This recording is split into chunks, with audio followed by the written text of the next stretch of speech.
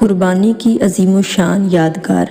قربانی اس عظیم الشان واقعہ کی یادگار ہے جب حضرت ابراہیم علیہ السلام نے اپنے بیٹے حضرت اسماعیل علیہ السلام کو، جو انہیں بڑھاپے میں عطا ہوئے، اللہ تعالیٰ کے حکم اور اس کی رضا کے حصول کی خاطر قربان کرنے کے لیے تیار ہو گئے، اور دوسری طرف فرمانبردار صابر و شاکر بیٹا اپنے والد گرامی کی زبان سے یہ سن کر کہ اس کے رب نے اس کی جان کی قربانی طلب کی ہے، اسی لمحہ اللہ تعالیٰ کی راہ میں قربان ہونے کے لیے تیار ہو گیا۔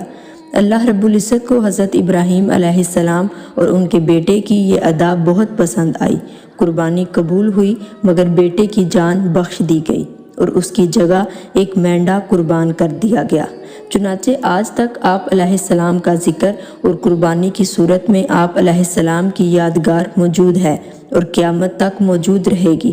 قدرت نے اس یادگار کو فرضیت و لزوم کا درجہ دے کر ایسا مستحکم انتظام فرما دیا ہے کہ اسے کسی بھی سازش اور بے جا منفی تعویلوں سے ختم نہیں کیا جا سکتا۔